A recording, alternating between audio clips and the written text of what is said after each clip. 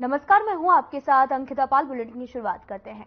दिल्ली में बीजेपी का 2 दिवसीय राष्ट्रीय अधिवेशन संपन्न हुआ है। अधिवेशन का आयोजन भारत मंडपम में हुआ, जिसमें पीएम मोदी, बीजेपी राष्ट्रीय अध्यक्ष जेपी नड्डा समेत बीजेपी शासित प्रदेशों के मुख्यमंत्रियों ने भी शिरकत की है। हरियाणा के सीएम मनोहर लाल ने शिरकत की और इस 2 दिवसीय अधिवेशन में बीजेपी नेताओं और कार्यकर्ताओं को लोकसभा चुनाव में जीत के लिए मंत्र दिया गया है।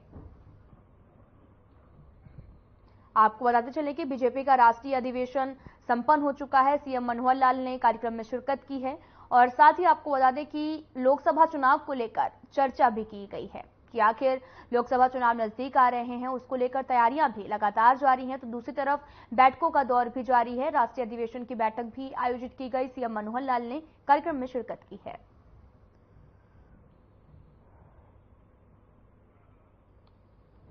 आपको बता दें कि लोकसभा चुनाव होने वाले हैं, जिसको लेकर लगातार तैयारियां भी की जा रही, लगातार बैठकों का दौर जारी है। और साथ ही आपको बता दें कि आज भी बैठक का दौर दिन भर जारी रहा। लोकसभा चुनाव को लेकर इस बैठक में चर्चा भी की गई है और साथ ही बीजेपी के राष्ट्रीय अधिवेशन संपन्न भी हुआ।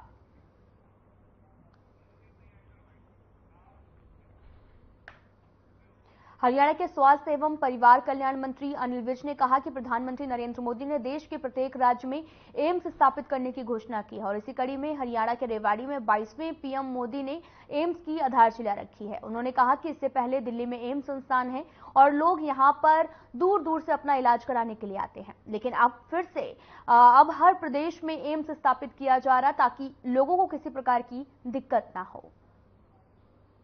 भारतीय जनता पार्टी हर समय तैयार रहती है। भारतीय जनता पार्टी के कार्यकर्ता बैरगों में नहीं जाते हैं, वो हमेशा फील्ड में रहते हैं। और बाकी पार्टियों ने तो अभी संगठन बनाना है। अगर आप हरियाणा में देखो तो कांग्रेस का कोई संगठन नहीं है और हम पन्ना प्रमुख तक बना चुके हैं, यानी 15 परिवारों पर एक आदमी हम तय कर चुके हैं और सारे हरियाणा में उनके सम्मेलन हो चुके हैं। हमारी पूरी तैयारी है और पहली बार ये जो चुनाव होने जा रहा है ये सकारात्मक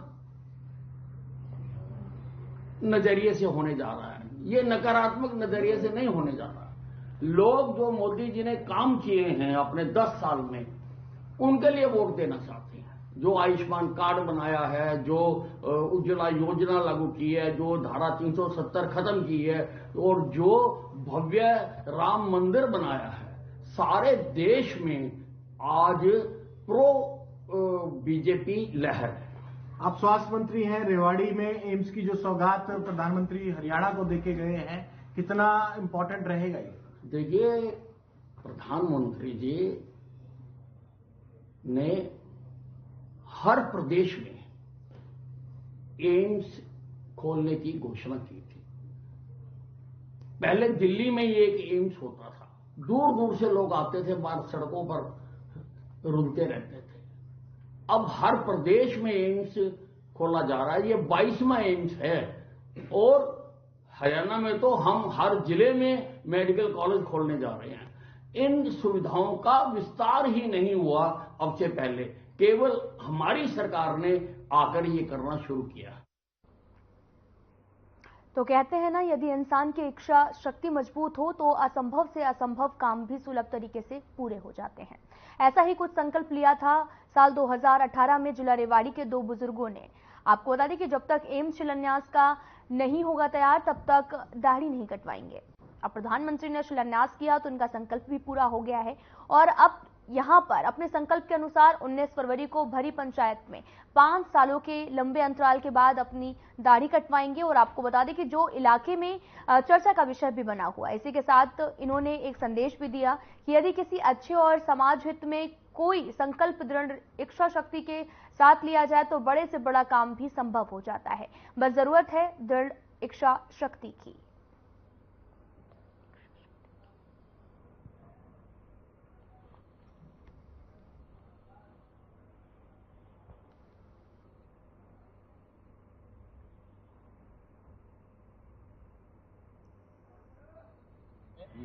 तो उसके बाद में कमेटी का जो मैंने जो रखी हुई थी, मैंने ओम प्रकाश सैन ने दोनों ने एक प्रतिज्ञा की थी कि जब तक एम्स का शिलान्यास नहीं हो जाएगी हम दाढ़ी को बिल्कुल नहीं कटाएंगे।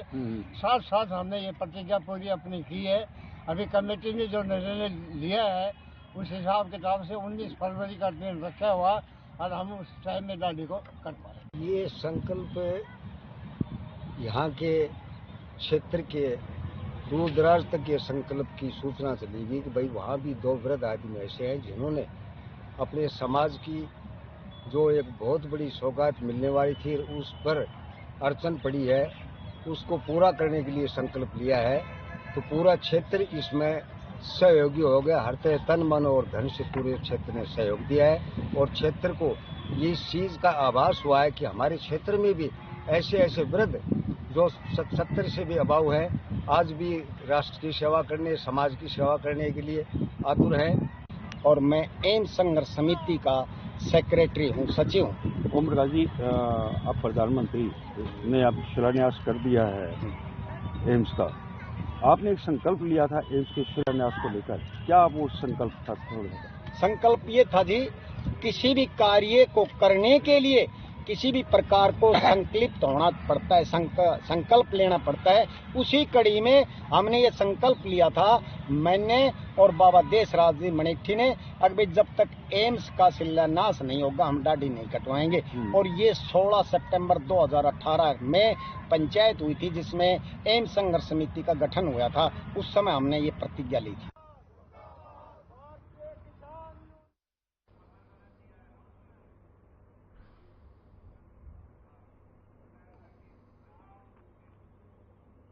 हरियाणा में किसान आंदोलन के चलते इंटरनेट सेवाएं जो है वो 19 फरवरी तक बंद रहेंगी। इंटरनेट सेवा बंद करने का हरियाणा सरकार ने आदेश जारी किया है। अंबाला, कुरुक्षेत्र, कैथल, जींद, हिसार, फतेहाबाद, सिरसा और डबवाली जिले में इंटरनेट बंद रहेगा।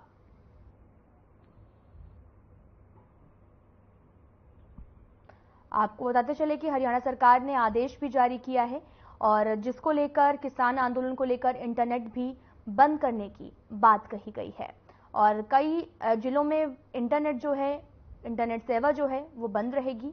हरियाणा सरकार ने यह आदेश जारी किया है। किसान आंदोलन लगातार जारी है, लगातार बैठकों का दौर भी चालू है और साथ ही आपको बता दें कि इसी दौर में इंटरनेट सेवाएं जो हैं वो बंद रहने के आदेश भी दे दिए गए हैं। अब इंटरनेट सेवाएं अभी तक बंद थी, उसको लेकर इंटरनेट और भी जो ज्यादा दिन की संख्या का है तारीख वो भी बढ़ा दी गई है।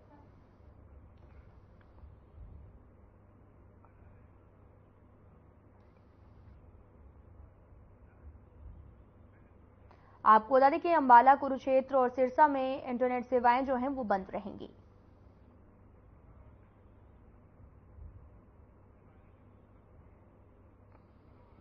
आपको बता दें कि हरियाणा सरकार ने आदेश भी जारी किया है।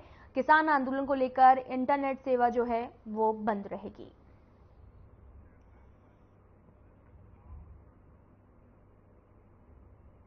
गैर मान्यता प्राप्त स्कूलों के खिलाफ हरियाणा शिक्षा विभाग अब सख्त हो गया है। विभाग ने स्पष्ट आदेश भी दिए हैं कि गैर मान्यता प्राप्त स्कूलों में बच्चों का दाखिला करने वालों के खिलाफ सख्त कार्रवाई अमल में लाई जाएगी और इसके साथ ही शिक्षा विभाग ने अभिभावकों से भी अपील की है कि वे अपने बच्चों का भविष्य देखते हुए दाखिला सिर्फ मान्यता प्राप्त स्कूलों में ही करवाएं ताकि उन्हें भविष्य में पढ़ाई संबंधी किसी प्रकार की परेशानियों का सामना न करना पड़े।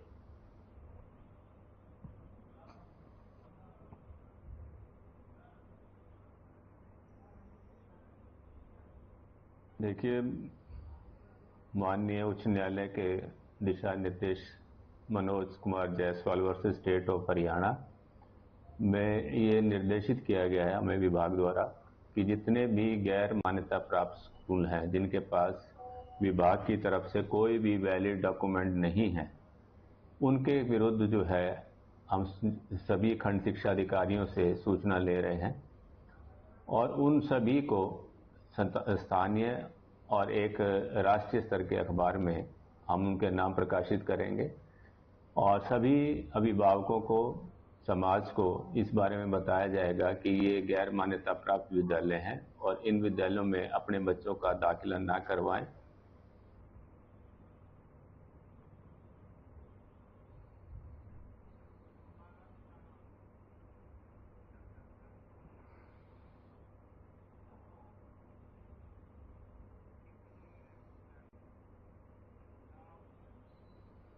किसान आंदोलन पार्ट 2 चल रहा है और किसानों को दिल्ली जाने से रोकने के लिए हरियाणा पंजाब के कई बॉर्डर्स को पूरी तरीके से बंद कर दिया गया है, जिसका खामियाजा हर वर्ग के लोग भुगत रहे हैं।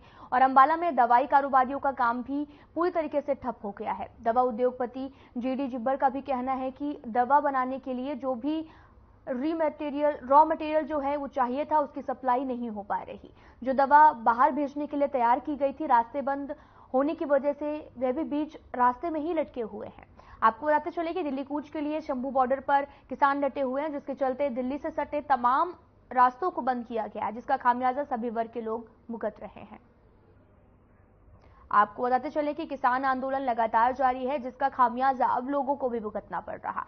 हरियाणा पंजाब के कई बॉर्डर्स को सील भी किया गया है, जिसके चलते आपको बताते चले कि अधर में कई दवाइयां जो हैं उनकी सप्लाई नहीं हो पा रही। लगातार रॉ मटेरियल भी बन चुका है और दवाइयां जो सप्लाई करने का काम है वो दवाइयां एक स्टेट से दूसरे स्टेट पर नहीं जा पा रही, क्योंकि बीच में किसान का आंदोलन चल रहा है और सभी बॉर्डर्स जो हैं वो सील हैं, जिसकी वजह से एक स्टेट से दूसरे स्टेट पर दवाइयां भी नहीं पहुंच पा रही। तो वहीं आपको बताते चले कि किसान आंदोलन लगातार जारी है और वहीं दूसरी तरफ इसका खामियाजा आम जनता को भी भुगतना पड़ रहा है।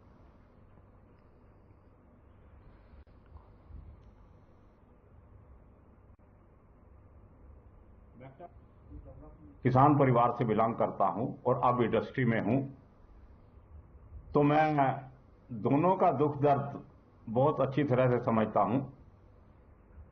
हमें इंडस्ट्री ना केवल एक बहुत बड़े सेगमेंट को रोजगार मुहैया कराती है, बल्कि देश की प्रगति में इनका फार्मा, जीएसटी और इनकम टैक्स और भी कितने चीजें हैं, डायरेक्ट एंड इनडायरेक्ट टैक्सेस हैं, कस्टम्स हैं, इन सब में उनको मौका मिलता है कि देश की तरक्की को देश को ऊपर से ऊपर ले जाए।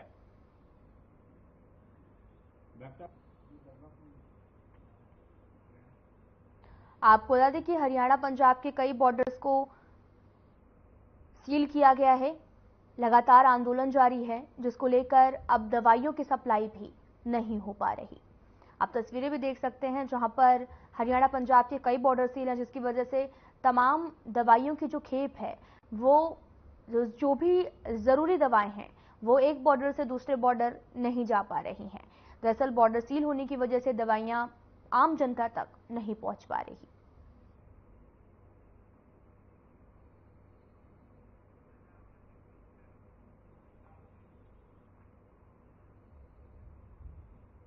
झज्जर के एक गांव में आपको बता दें कि पंच की हत्या कर दी गई। हालांकि हत्यारों का पता अब तक नहीं चल पाया है। पुलिस ने मृतक के परिजनों की शिकायत पर अज्ञात लोगों के खिलाफ हत्या का मामला दर्ज किया है। पुलिस को सूचना मिली थी कि गांव महाराणा में नहर की पटरी के पास में एक व्यक्ति का शव पड़ा हुआ है। पुलिस ने मृतक के शव को पोस्टमार्टम के लिए झज्जर के नागरिक अस्पताल में भेज दिया। मृतक की पहचान गांव महाराणा के पंच रमेश कुमार के रूप में हुई है।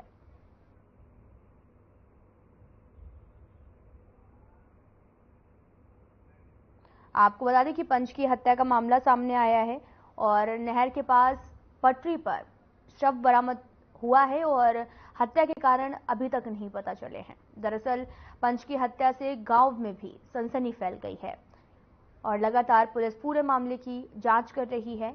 आपको बता दें कि पंच का सिर कटा हुआ बरामद किया गया और साथ ही शव को पुलिस ने बरामद भी कर लिया है। हत्या के कारणों का अभी तक पता नहीं चला है।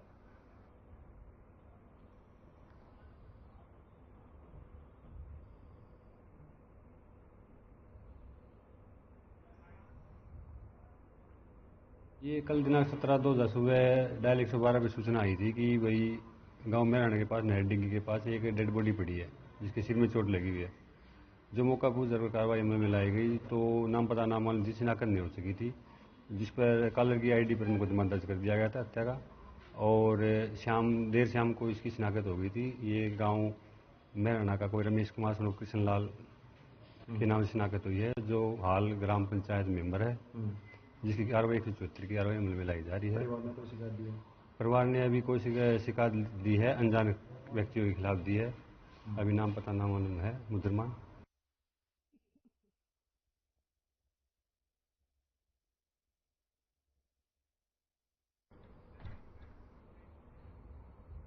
क्लेरिकल एसोसिएशन की ओर से सरकार के खिलाफ आपको बता दें कि रोष प्रदर्शन किया गया है।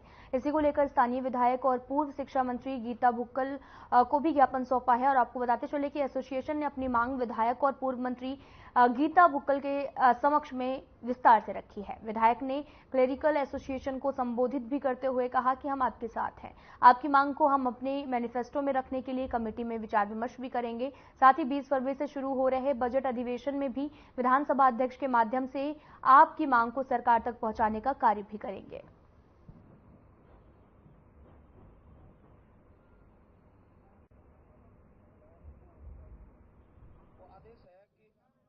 देखिए, लगातार जो है हमारे क्लर्क एसोसिएशन जो है पूरे प्रदेश भर में धरना देती रही। लगातार उन्होंने 42 दिन तक धरना दिया। उसके बाद सरकार ने मुश्किल से इनको बुलाने का काम किया है और 35,400 का स्केल की इनकी जो मांग है उसको लेकर लगातार धरना था। अब फिर से ये धरना दे रहे हैं। आज उन्होंने ज्ञापन दिया है। आने वाला जो बजट सत्र है हमने उनको आश्वासन देने का काम किया कि उनकी इस मांग को हम लोग विधानसभा में पूरी तरह से आदरणीय चौधरी भूपेंद्र सिंह हुड्डा जी के नेतृत्व में उठाने का काम करेंगे। ये कह रहे हैं कि जो हमें 21,700 दिया है वो तो हमारे 2 साल के प्रोबेशन के बाद हमें ऑटोमेटिक मिल जाता है। सरकार ने इतनी बड़ी कमेटी और रिपोर्ट गठित करने के बाद भी इनके साथ न्याय नहीं किया। इसके चलते इन्होंने धरना भी दिया, प्रदर्शन भी दिया, आज सभी को ज्ञापन दिए। आज मुझे भी यहाँ पर ज्ञापन देने आए तो मैंने इनको आश्वासन दिया है कि इनकी मांग को पूरी तरह से उठाने का काम करेंगे। सर, पहले हमने धरना दिया था 35,400 के लिए। सरकार ने उसके लिए कमेटी बनाई और कमेटी में जो निर्णय लिया गया वो हमारी कार्य समीक्षा के अनुसार हमें वो निर्णय सही नहीं लगा। सरकार ने निर्णय लिया है 21,700 का, जो किसी भी क्लर्क के हित में नहीं है, तो उसी के विरोध में आज हम यहाँ इकट्ठे हुए हैं। कर्मचारी आगे की क्या रणनीति कर रहे हैं? आगे की रणनीति यही है सर, हम 35,400 के लिए एक बार फिर से कोशिश में लगेंगे। सरकार के इस जो निर्णय लिया गया है इसका पूरे तरीके से विरोध करेंगे, रोष प्रदर्शन करेंगे। जो भी हमें अपनी स्टेट बॉडी से आदेश मिलेंगे उसकी पालना में हम लगे रहेंगे और 35,400 के लिए प्रयास करते रहेंगे। तो हाल ही में तो चुनाव है, चुनाव का क्या देखने को मिलेगा? सर, चुनाव तो होना ही है, लेकिन हम अपनी 35,400 की मांग पर अड़े रहेंगे और इसी के लिए प्रयासरत रहेंगे। जहां तक संभव हो सकेगा हम अपनी ये मांग पूरी करवा के ही मानेंगे। पहले तो आपको मीडिया कवरेज के लिए बहुत बहुत धन्यवाद। आप यहाँ हमारी बात सुनने के लिए इस मंच पर उपस्थित हुए। हमारा ये विरोध प्रदर्शन इस झूठी दोगली सरकार के विरोध में हम पूरे हरियाणा में एकजुट होकर 22 के 22 जिलों में आज कर रहे हैं और इस विरोध प्रदर्शन के साथ साथ हम विपक्ष को भी अपना अगला एजेंडा ज्ञापन भी दे रहे हैं। भाई हमारी आवाज उठाएं, जो हमारे साथ होगा हम उसके साथ होंगे। अगले जो भी निर्णय होगा उसके अनुसार वोट फॉर 35,400 निर्णय रहेगा हमारा। अगर ये सरकार नहीं जागी, नहीं चेती तो हम हर निर्णय के लिए, हर लड़ाई के लिए, हर संघर्ष के लिए तैयार हैं। पता चले कि सरकार के खिलाफ नारे भी लगाए जा रहे हैं। पूरा मामला झज्जर का है जहां पर क्लेरिकल एसोसिएशन का रोष प्रदर्शन भी चल रहा। आप तस्वीरें भी देख सकते हैं कि लोगों का आक्रोश देखने को मिल रहा है। सरकार के खिलाफ लगातार रोष प्रदर्शन भी कर रहे हैं और साथ ही आपको बताते चले कि सरकार के खिलाफ जमकर नारेबाजी भी की है। आप तस्वीरें भी देख सकते हैं जहां पर लगातार सरकार के प्रति आक्रोश भी व्यक्त किया जा रहा है।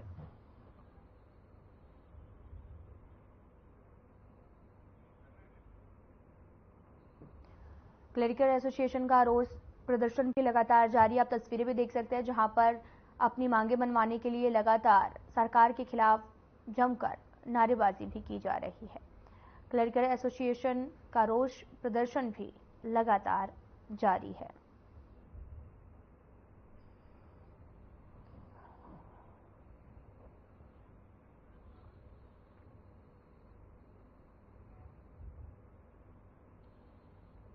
दिल्ली कूच कर रहे किसानों के समर्थन में हरियाणा के किसान भी आ चुके हैं। हरियाणा से किसान नेता गुरनाम सिंह चढ़ूनी ने 2 दिन पहले दिल्ली कूच कर रहे थे और साथ ही आपको बता दें कि किसानों का भी समर्थन करने की बात कही थी। इसके बाद जहां किसानों ने बीते दिनों 3 घंटे के लिए सभी टोल फ्री कराए थे, तो वहीं सभी तहसीलों पर भी ट्रैक्टर मार्च निकाला गया। इसी कड़ी में अंबाला के साहा से शहर के अनाज मंडी तक किसानों द्वारा ट्रैक्टर मार्च निकाला गया, जिससे भारी संख्या में किसान मौजूद रहे। इस दौरान किसानों ने सरकार के खिलाफ जमकर नारेबाजी की है और सरकार को तानाशाही भी कहा है।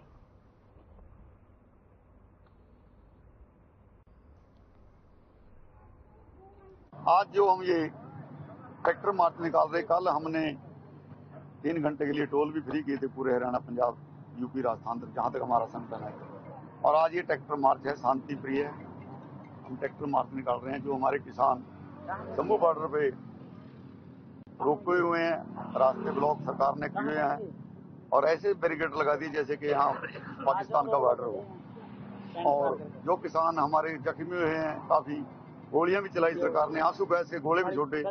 ये एक बहुत निंदापूर्ण बात है, क्योंकि किसान तो देख लिए चला रहे, रबड़ की गोली ला लो चाहे कुछ ले लो, किसी की आंख फूट गई, किसी का कुछ हो गया और जख्मी भी काफी हुए हैं। एक किसान तो शहीद भी हो गया वहाँ पे। हमारे राष्ट्रीय अध्यक्ष सरदार गुरनाम सिंह चुन्नी जी इतने मजबूत हैं, हमें पीछे जाने की जरूरत नहीं है। समूह बैल हम दिल्ली बैरिकेड तोड़ते हुए जाएंगे। पहले भी मोड़ा में बैरिकेड सरदार गुरनाम सिंह चुन्नी जी की अध्यक्षता में, जिला प्रधान मलकीत सिंह जी की अध्यक्षता में तोड़ा था और अभी ये बैरिकेड कुछ नहीं है। अभी इनको हम जैसे ही आदेश आता है ये कुछ नहीं तोड़ के उखाड़ के फेंक देंगे। नाके तो सरकार ने लगाए हैं, किसान तो सिर्फ अपने मांगे जो देश के प्रधानमंत्री ने हमारे साथ 2 साल पहले झूठा वादा किया था, एमएसपी गारंटी कानून बनाएंगे और कमेटी बना दी है।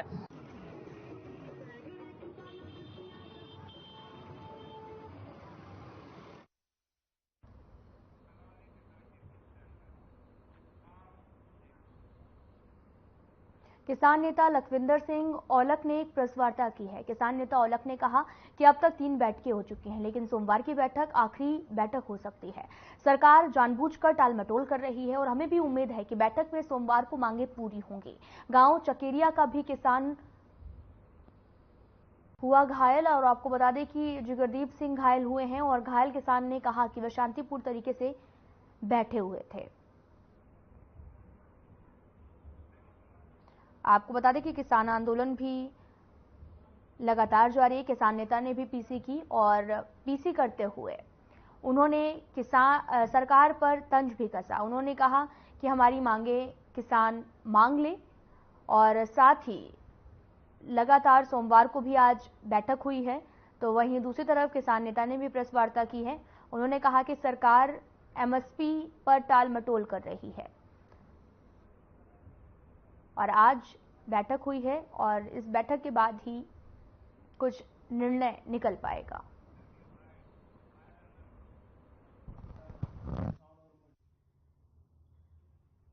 तो किसान आंदोलन 2 है, उसमें इतनी ज्यादा जाति किसानों के साथ हो रही है जिसका कोई हिसाब नहीं। किसानों को अपने ही देश में परायेपन का एहसास हो रहा है। जब हम एक ही देश के नागरिक हैं, एक ही जो संविधान है, एक ही तरह के कानून हैं, तो पंजाब वाले किसान हरियाणा में होते हुए दिल्ली जा रहे हैं तो वहां उनको रोका जा रहा है और उसके ऊपर बहुत बल प्रयोग किया जा रहा है। चौगी बटन पर जो हमारे किसान आंदोलन किसान नेता है वो प्रचार कर रहे थे, उनको हम प्रचार को सुन रहे थे, शांतमय ढंग से अपना प्रदर्शन कर रहे थे, लेकिन एकदम एक के टाइम पर उन्होंने सैकड़ों की तादाद में यहाँ पर गोला बारूद साथ बैठे किसानों पर डाल दिए, जिसकी वजह से बहुत सारे किसानों को चोट आई है। ये कहाँ की घटना है? खरौली पर। तो अब आपको चोट लगी, आप गांव जाओगे या वहीं वापस जाओगे? चोट हो जाए दूसरे हाथ पर भी जाते वहीं पर जाएंगे, दिल्ली जाकर रहेंगे और अपनी मांगों को पूरा करते रहेंगे। आंदोलन से